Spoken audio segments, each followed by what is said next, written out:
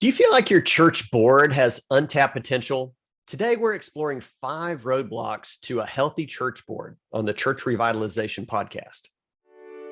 Hello, and welcome to the Church Revitalization Podcast, brought to you by the Malphurs Group team, where each week we tackle important, actionable topics to help churches thrive. And now, here's your hosts, Scott Ball and AJ Matthew. Welcome to the Church Revitalization Podcast. My name is Scott Ball. I am joined by my friend AJ Matthew. We are glad that you are here today, and today's episode is brought to you by Faith Street. Faith Street is an iOS and Android app that brings congregations together, strengthens people's commitment to the church and to each other. Faith Street builds community by prompting prayer, mindfulness, generosity, reflection, fellowship, and teaching as daily practices. Help your people live life together, rally in prayer, participate more consistently, mature spiritually, and give generously. If you're interested, go to faithstreet.com/Malphurs. Church Revitalization listeners can receive 20% off. That's Faith Street, faithstreet.com/Malphurs, Malphurs. Church boards, AJ Matthew. Yes. They often are the bane of some pastors' existence, and it can be something that you dread going to that meeting, or it can be life-giving, and it can really energize the church and drive the church forward. And I think oftentimes it's the former and not the latter. Yeah. Has that been your observation? Seen some good ones, seen some bad ones. A lot of misunderstandings, I think, a lot of misinformation. So yeah, I think this is going to be a good list. Hopefully we have some board members listening as well. And I know we do, because we get a lot of contacts from church board members. So that'll be good. The pastors definitely will hopefully pick up a few things, bring them back to their board, say, hey, what do you think about this? Yeah. And before we hop into our 5 roadblocks to a healthy board, I want to let you know on the front end that there are team discussion questions. If you're watching on YouTube, that's the only way to get those. They are listed in the description of the YouTube video. So check that out. If you're a pastor or a board member listening to this, the audio version, and you like this episode, then please watch it together as a team on YouTube and grab those discussion questions down below in the description. So that's a new feature that we've just added last week, and we want to be sure to let you know about that feature up front. So roadblocks to a healthy board. Oftentimes it's not about camaraderie. AJ, there's people, the board members like each other. Sometimes they don't, but oftentimes they do.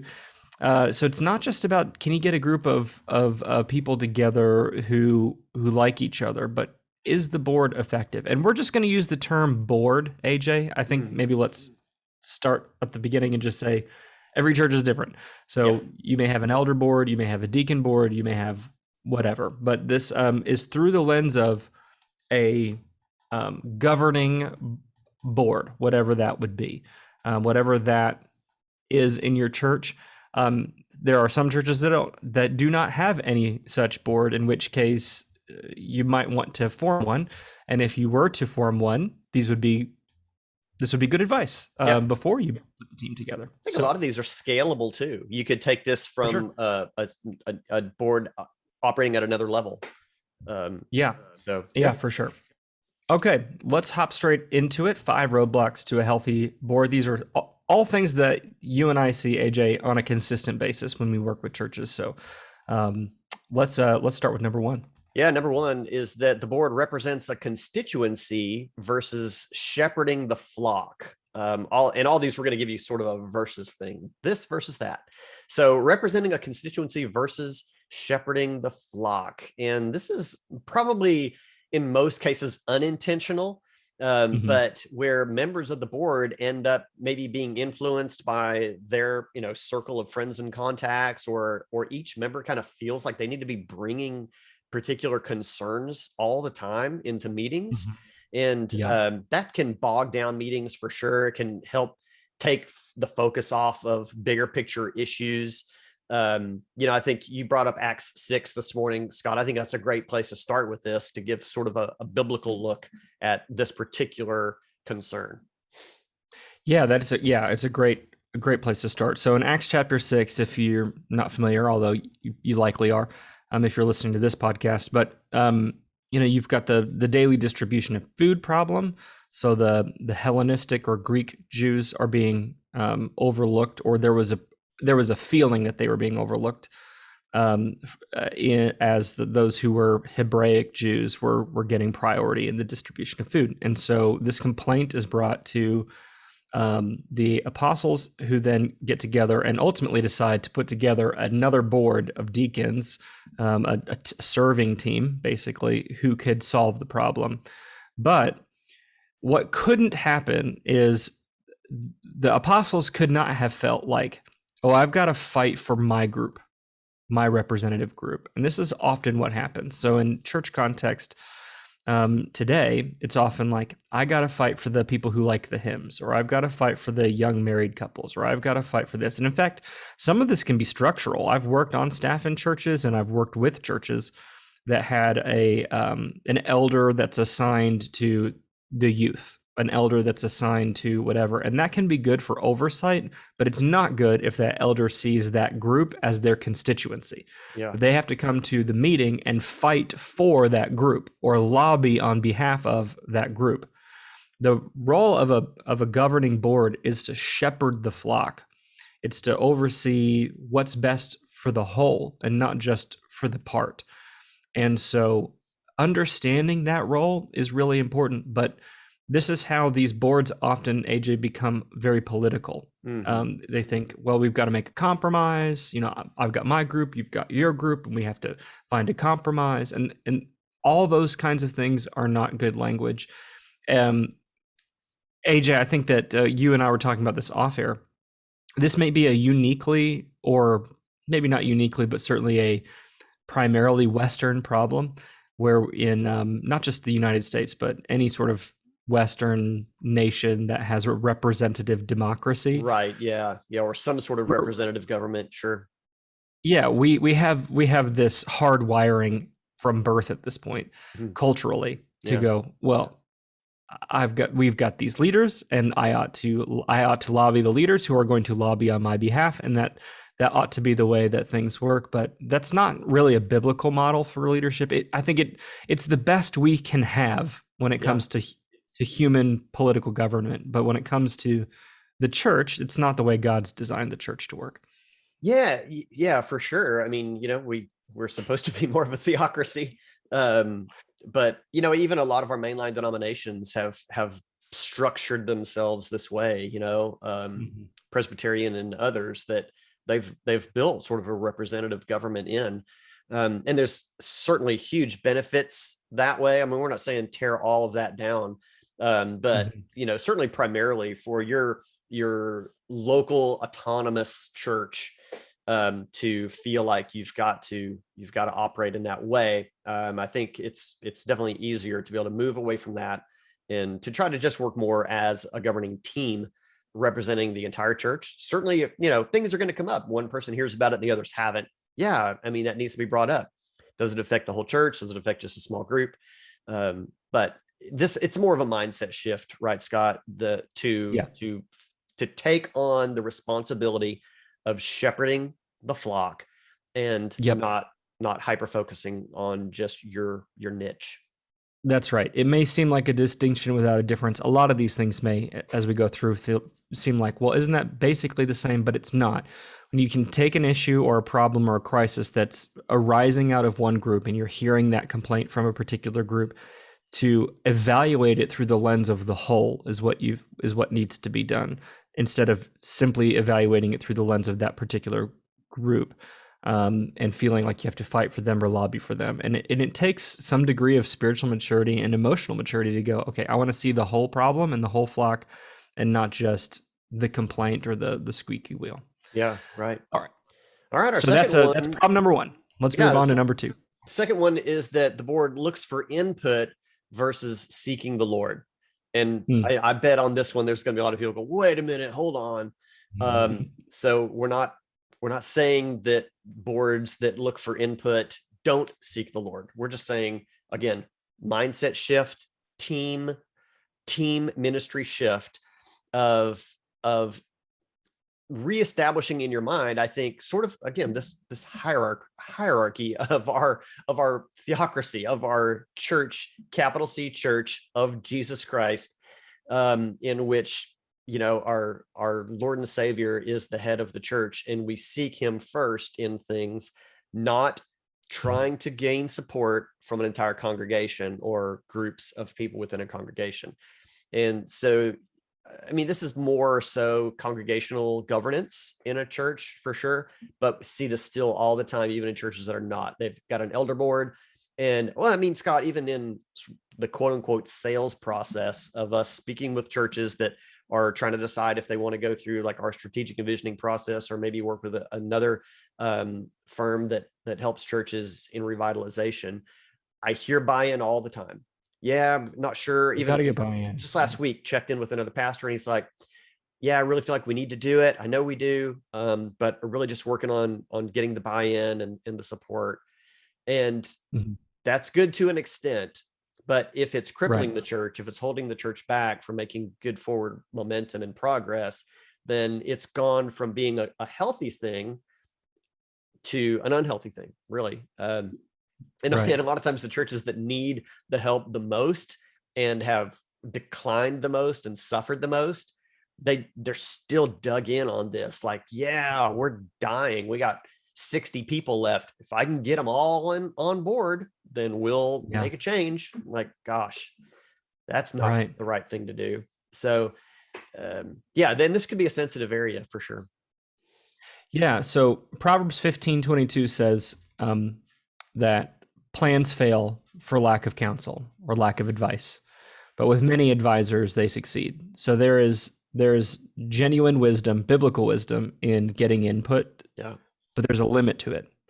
At some point, leaders have to lead. Leaders have to decide. Leaders are deciders.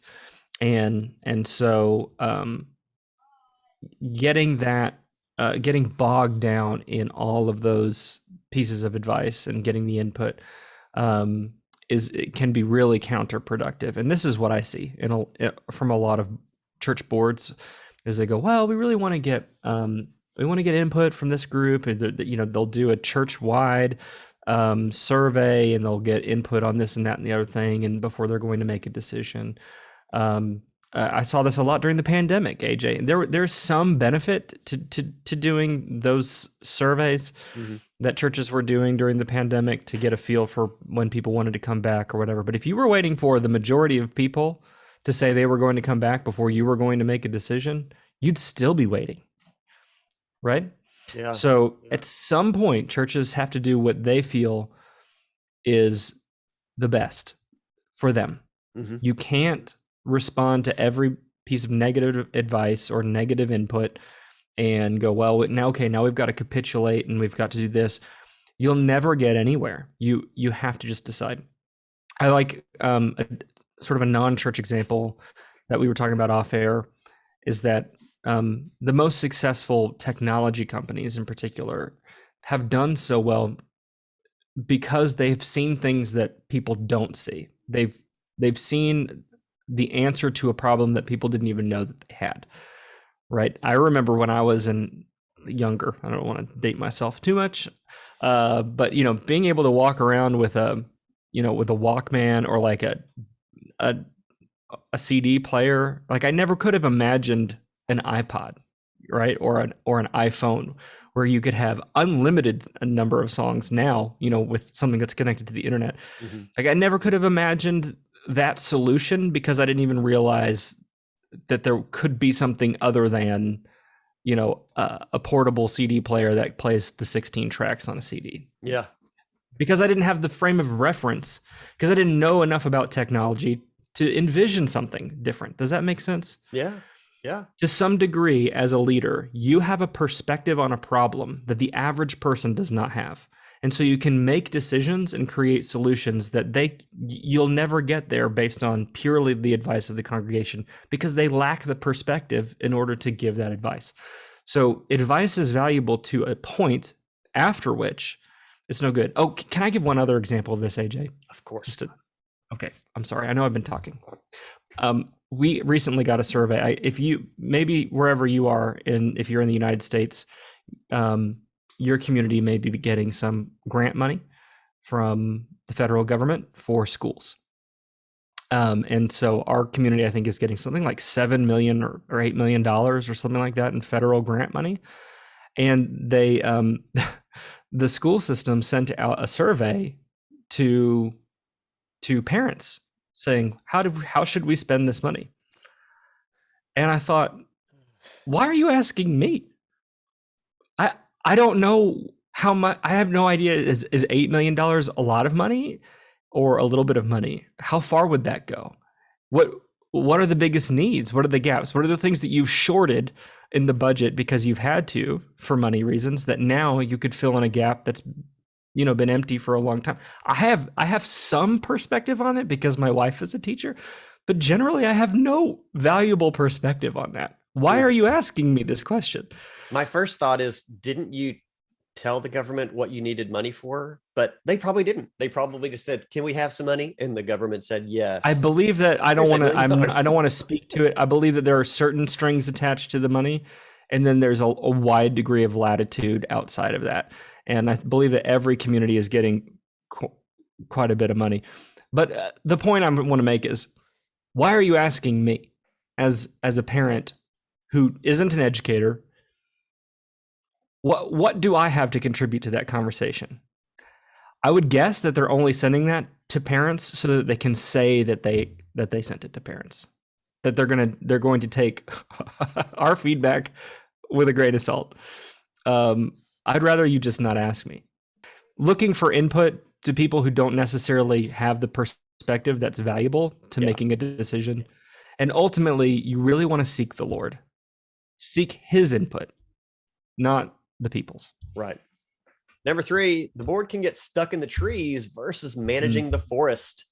Mm-hmm. Big picture perspective versus that day-to-day grind and spending time on things that you should not be spending time on. This is a really common one as well.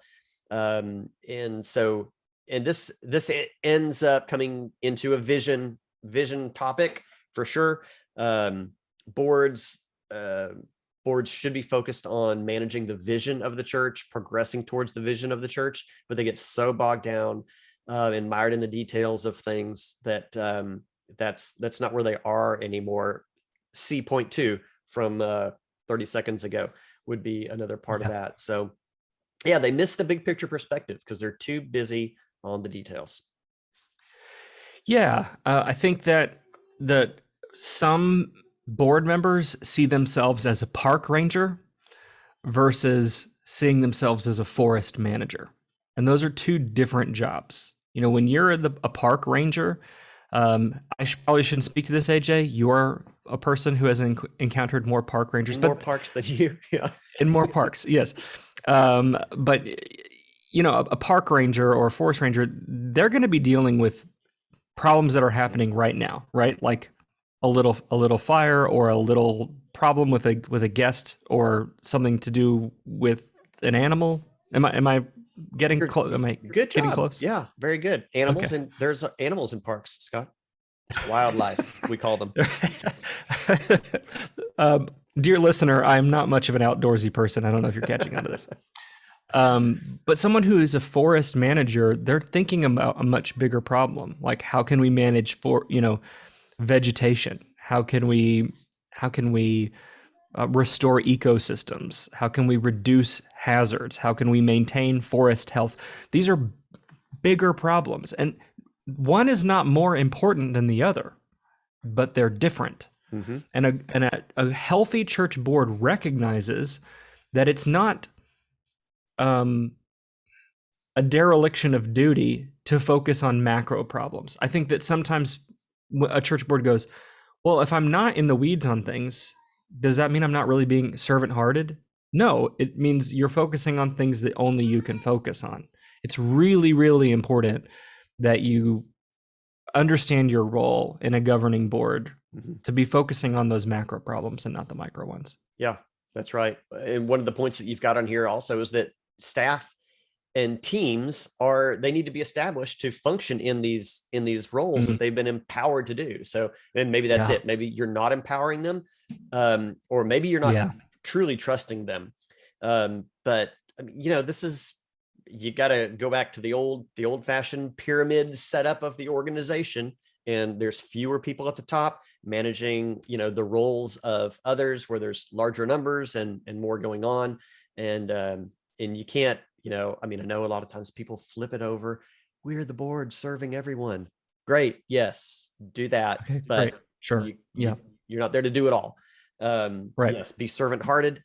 And as we said in the previous point, seek the Lord, and then focus on those big picture things. Don't get down into the trees. Yeah. You hit a really good point, on trusting your staff. I've worked with a number of churches that don't trust their staffs. So the boards make every financial decision.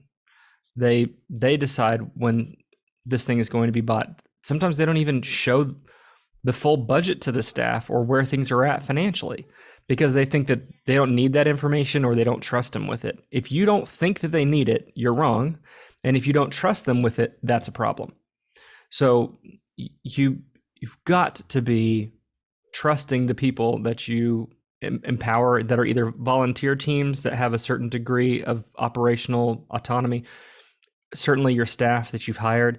If you don't trust them, that is the problem. The problem is that you didn't hire people that you trust. It's not that's the biggest problem. So be sure you hire people that you could turn over. I was actually just having this conversation. I hope if this person's listening, they don't mind me sharing the story, although I won't reveal who it is. When you hire someone, particularly a senior level staff person, you ought to trust them to manage a project, even if they aren't an expert in that particular field. So this would be relevant to a church that has maybe a staff of 1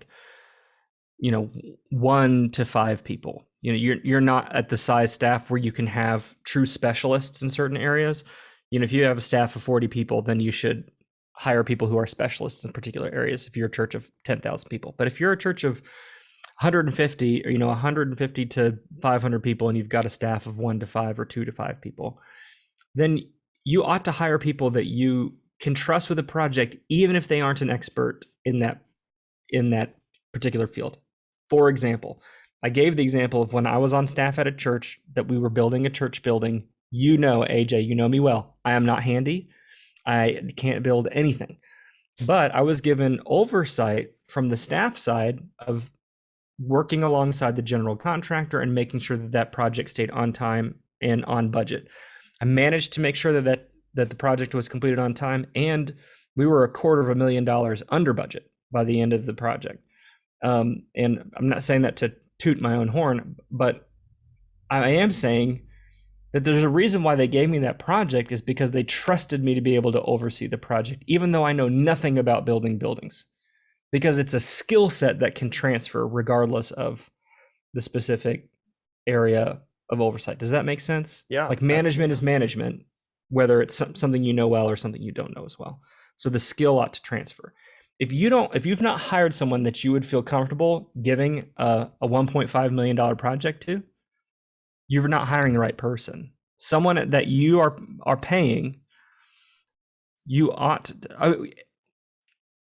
Why would you think that you, as a volunteer layperson, as a board member, would be better equipped to oversee something, even though you're not there in the day-to-day, versus a person that you're paying to be there?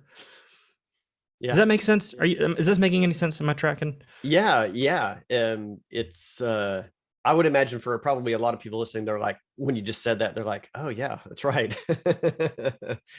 Right. So, but a lot of boards go, oh no, we ought to oversee it. You're not there.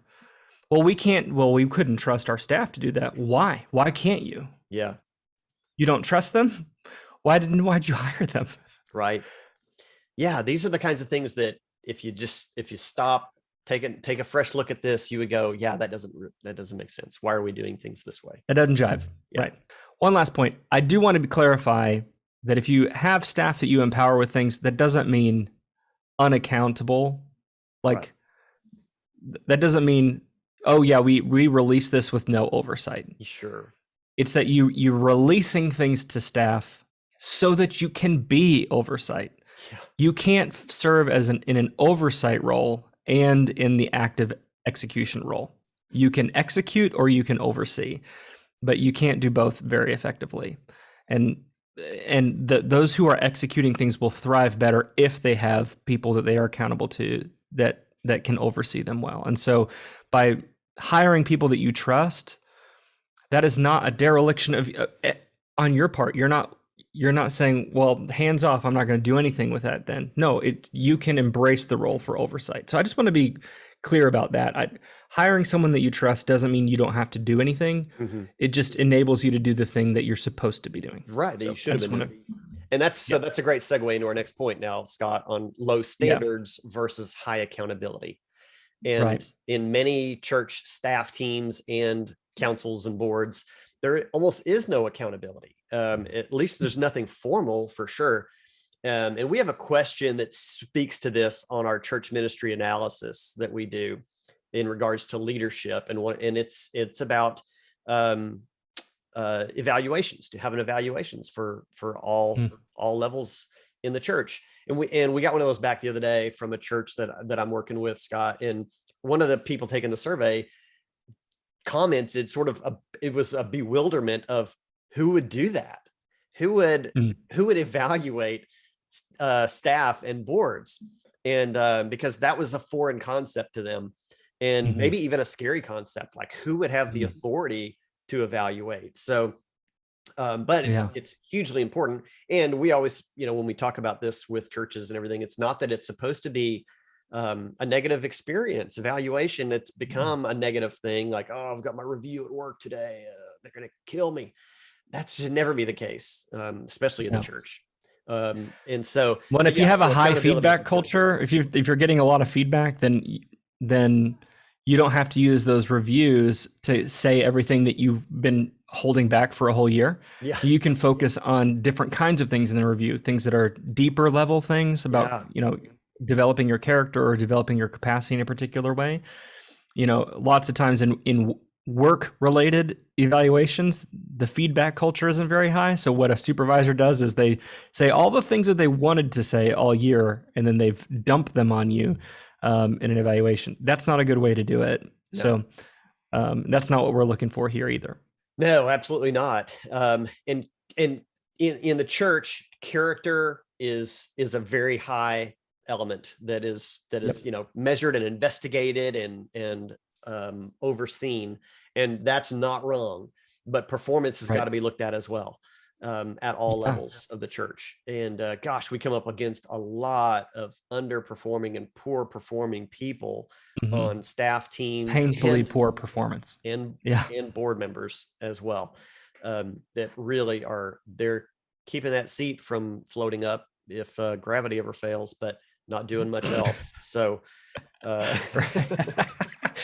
yeah, it's so funny. I mean, there are certain situations where I'm pretty sure that unless the staff person were to embezzle or have an affair, their job's secure. Nothing's ever going to happen to them. And you certainly don't want to create an environment where people feel afraid for their job. That's not the goal, but you certainly want people to understand that there are standards and we're going to measure you against them. One of the things that comes up, I was working with the church. Well, this is something we say to all churches we work with, but I was having a conversation with an executive pastor at a church I've been working with. And they said, well, we're having trouble with some of the staff making some of the shifts that we're wanting them to make in how they operate, so that they'll spend time on X instead of Y. And they were asking me, what should I do to transition, to get them to focus more on X instead of Y? And I said, well, what criteria are they evaluated for in their evaluations? If all of the things they're evaluated for are related to Y, if that's the reward system built into the church is spending time on Y, then they'll never focus on X. So you have to communicate, you're going to be evaluated according to how well you are doing X, not Y. And X is the thing you want them to do is usually like leadership development. So this was the conversation was, how can I get them to focus on developing leaders, spend more time on that, less time on executing tasks themselves? And well, if the thing that you value as a church on your staff is, well, look how productive they are, look how many things they got done versus how many leaders did you develop, well, then of course they're going to do the thing that makes them look the best, which is look how many things I got done, look how busy I look when I'm in the office versus how many leaders I developed. The thing that you evaluate is what you're going to produce. And what happens from most boards to most staffs is that nothing is evaluated. There's no standard. It's not just like there's low standards. Sometimes it's just no standards. They're not held accountable to anything, any performance. And so long as they don't have a huge moral or character failure, doesn't matter what they do. And that's not a good situation for anybody. Yeah. Relationships trump performance almost all the time. And that's a stewardship issue. When it really comes down to it. I mean, we've seen churches many times in which there's staff people that are not performing well, and they're allowed to just continue on, absorbing a salary and not getting done what the church needs to get done. And that's a problem that falls back on the board, and it's a stewardship issue in managing the resources of the church. So that's right. That's a skewed perspective, though. I mean, anyone would say if you have an employee at Walgreens who is sitting in the back and not working, but collecting a paycheck, you would consider that stealing from Walgreens. If you have someone who is employed by the church, who is supposed to be doing certain things, and then those things are not happening, that's stealing from your church. And that's a harsh way to put it, but it's the truth. And so you have to hold staff accountable. This is the flip side, like we were talking about, AJ, to the previous point. You should trust your staff to get things done, but you ought to hold them accountable to getting things done. You have to have both for it to be effective. Yeah. Okay. Our fifth and final point is that they're deliberative versus intentional in the decision-making process.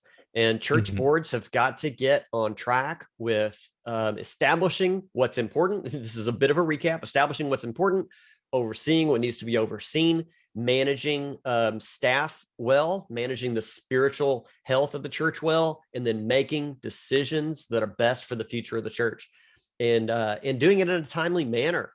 There's so many cases. I mean, the church is like the government. I mean, things just move slowly, and that's good in a lot of ways. We don't want to rush things, but we also don't want to drag our feet for no good reason. And that's more so what happens. Right. And you mentioned this, offline before we were talking, Scott, that, a lot of church boards maybe meet twice a month. Rarely do they meet weekly.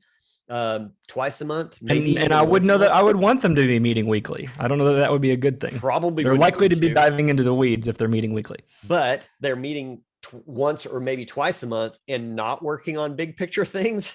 And so they're actually just slowing down. They're making the decisions they shouldn't be making, and it takes them a long time to even meet again to make those decisions. So that's right. Yeah, they're making staff and volunteers. They're making weeds level decisions at a really slow pace. Yeah. So this is two issues in one now. So that's right. So I'm fine. I'm actually okay with church boards making slow decisions. But there's a difference between being deliberative, in which we can't make a decision. Well, I don't know. I want to think about that. And then you got to pick back up next month and rehash the same arguments from the month before because you don't remember what you talked about last month. I mean, that's not good versus intentional. Yeah. Where you're going, okay, we're going to be prayerful about this. We know where we want to go as a church. We know where we're going over the next 5 years. We know how our church needs to change. So let's be smart about the decisions we're going to make. And so that the 3 to 5 decisions we're going to make this year are going to have a major impact on the church and driving us forward, versus an unhealthy church board. They may also only make 3 or 5 decisions, but they're going to be too late. They're going to be about things that are unimportant, that they could have been delegated to the staff, or they're just not going to have much of an effect. And so, again, this may seem like a distinction without a difference. I'm okay with slow decisions, but they ought to be intentional and meaningful decisions, not a result of the inability to make a decision and decisions about things that they don't need to be making those decisions in the first place. Yeah, no doubt about it. Healthy decision making gets to the root of the issue and makes a decision, and then leads the congregation through it. Leaders. Let's hit a quick recap, AJ, on these five. Run through it, Scott. All right. Number one, represents a constituency versus shepherding the flock. So don't feel like you got to lobby for a certain group. Think about things through the lens of the whole church. Number two, looking for input versus seeking the Lord. So you don't get stuck just trying to get buy-in from everybody and get everyone's opinion. Seek the Lord, seek the vision from the Lord, and make a decision. You have a perspective as a leader that the average person does not have, and you're in that position for a reason. So do it. Number three, stuck in the trees versus managing the forest. You are not a park ranger, you are a forest manager. So don't get stuck thinking about all the small things. Look at the big picture. It's not a reflection of doing a poor job. You're not doing a better job if you're in all the little things. In fact, you're probably doing a bad job of doing the thing that only you can do. Only a forest manager can manage the forest. So focus on that. Number four, low standards versus high accountability. You've got to hold your staff and your teams accountable for performance. If they're not doing a good job, you need to replace people. And that is, if a staff member is underperforming, it's not unbiblical to let him or her go. You can treat them in a Christ-like manner while serving the congregation's interests. So the church can't subsidize poor performance long-term. Make the cuts you need to make. And finally, deliberative versus intentional. Being slow at making decisions is not inherently a bad thing, but why you're slow at making decisions does make a difference. Are you slow because you can't make a decision, or are you slow because you're being intentional about something connected to the church's vision? If it's the latter, great. If it's the former, make a change. Yep. So there you go. Those are the 5 biggest roadblocks that we see in working with church boards that preventing them from being healthy. Love to see your board get healthier and functioning more in this way. And as a part of doing that, maybe on your next board meeting, you could choose to try out a tool that would help empower your staff and the people of your congregation to communicate better with one another and build their own personal faith journey together as the community of Christ. They can do that from faithstreet.com. The app would be really helpful for your church. You can check it out at faithstreet.com/Malfers. And your church could get 20% off to bring in a really important aspect of community building in your church. faithstreet.com/Malfers, MALPHURS is where you can get it. I think you ought to go check it out. And that's right. While you're out there on the internet, you can go on over to malfersgroup.com/95 to get today's article that Scott put together. And you can listen to the audio there of the podcast. You're listening to the audio somehow because you just heard me say that. So I hope you're subscribed if you're not, do that. But if you want to see the video version of this and see how handsome we are when we present these amazing points, you can do that over on YouTube /the Malfers Group, or just search Malfers on YouTube. We'll come right up there at the top. And we've got some discussion questions there. So if you want to go back, watch this episode with your board or your staff, and have this would be a good one to watch. Yeah, a good one. Yeah. See our faces, pause it, go along. You could spread it out over a couple meetings. This is a longer episode, so you could spread it out over a couple meetings, and but just take the time to invest in your board. Take the time to do some team development. We're ripping off the Band-Aid, bringing up the hard things that maybe you've wanted to say but haven't felt like you could say. We're saying them for you. So watch this together, and you don't have to say, I think number 3, that's the thing we're doing. You could just be like, what do you think about number 3? Have you ever seen that as a problem on our team? Just, that. I mean, I'm not saying that I have seen that, but maybe we've seen it. So use us as an excuse to develop your team. Go to youtube.com/The Malfers Group, and you'll see this episode there. Watch together. Grab that team discussion guide in the description. Make that plan and make it happen. Thanks, guys. We'll see you next time. Bye-bye.